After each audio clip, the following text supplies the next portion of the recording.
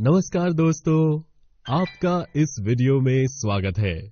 आज हम वियोजन या अपघटन अभिक्रिया डीकॉम्पोजिशन रिएक्शन का अध्ययन करेंगे।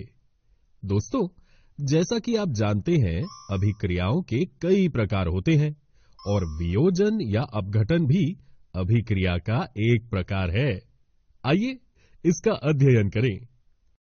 वियोजन अभिक्रिया में, जैसा कि नाम से ही स्पष्ट हो रहा है कि किसी यौगिक या अभिकर्मक का वियोजन या अपघटन हो रहा है।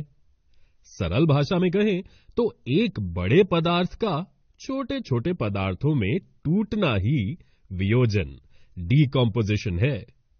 वो रासायनिक अभिक्रिया जिसमें एकल अभिकर्मक टूटकर छोटे छोटे उत्पाद प्रदान करता है, वियोजन या अपघटन अभिक्रिया डीकॉम्पोजिशन रिएक्शन कहलाती है। आइए वियोजन अभिक्रिया को एक उदाहरण के माध्यम से समझते हैं। एक शुष्क परख नली में 2 ग्राम फेरस सल्फेट क्रिस्टल लीजिए। फेरस सल्फेट के क्रिस्टल के रंग पर ध्यान दीजिए। परख नली को बर्नर या स्पिरिट लैंप की ज्वाला पर गर्म कीजिए। गर्म करने के पश्चात क्रिस्टल का रंग देखिए। क्या आप देख सकते हैं कि फेरस सल्फेट के हरे रंग में परिवर्तन हुआ है?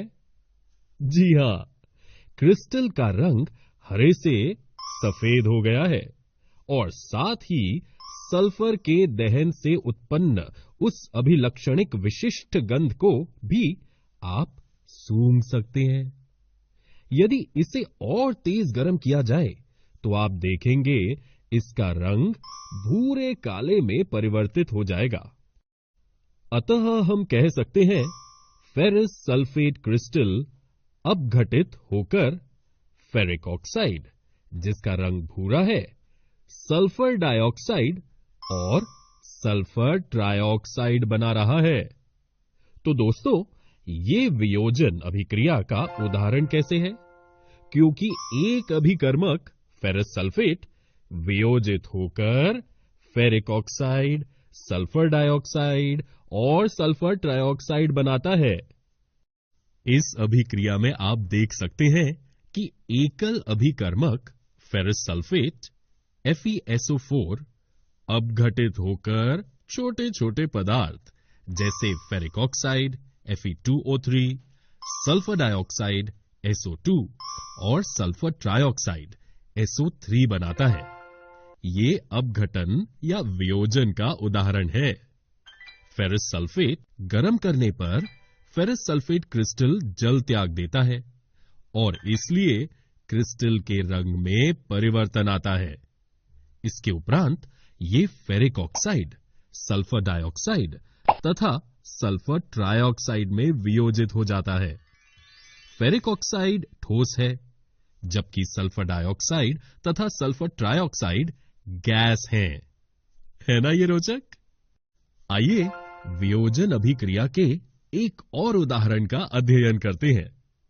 ऊष्मा देने पर कैल्शियम कार्बोनेट का कैल्शियम ऑक्साइड तथा कार्बन डाइऑक्साइड में वियोजित होना एक प्रमुख वियोजन अभिक्रिया है, जिसका उपयोग विभिन्न उद्योगों में होता है। कैल्शियम ऑक्साइड को चूना या बुझा हुआ चूना कहते हैं। इसके अनेक उपयोगों में से एक उपयोग सीमेंट के निर्माण में होता है।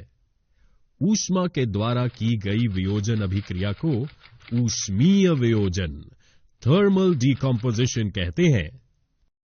आइए वियोजन अभिक्रिया के एक और उदाहरण का अध्ययन करें। एक परख नली में 2 ग्राम लेड नाइट्रेट का चूर्ण लीजिए।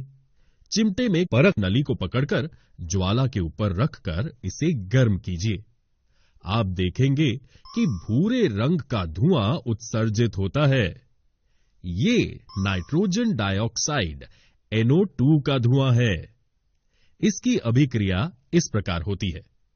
लेड ऑक्साइड नाइट्रोजन डाइऑक्साइड और ऑक्सीजन में वियोजित हो जाता है।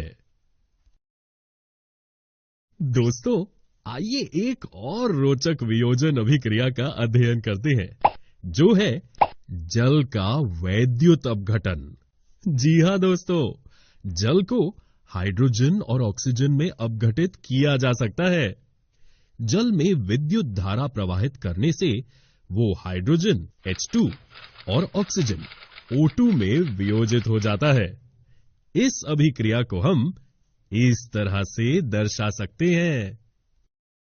सिल्वर क्लोराइड का अपघटन एक वियोजन अभिक्रिया का उदाहरण है।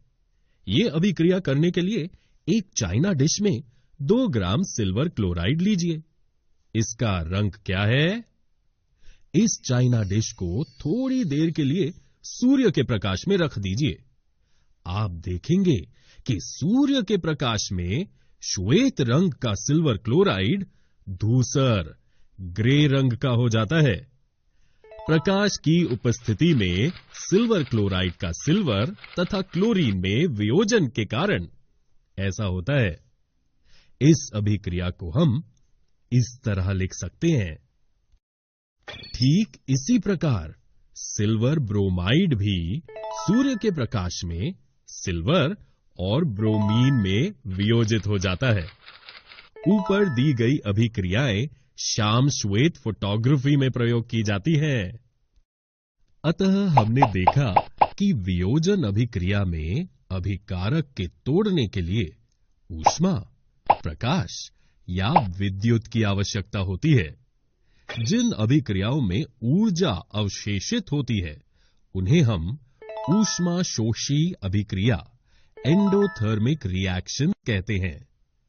ऊर्जा का अवशोषण प्रतिक्रियाशील पदार्थ में मौजूद बंधनों को तोड़ता है, जिसके कारण प्रतिक्रियाशील पदार्थ उत्पादों में विघटित होते हैं। तो दोस्तों, आज हमने वियोजन अभिक्रिया डिकम्पोजिशन रिएक्शन का अध्ययन किया। अगले वीडियो में हम विस्थापन और दोहरा विस्थापन अभिक्रियाओं displacement and double displacement reactions के बारे में जानेंगे।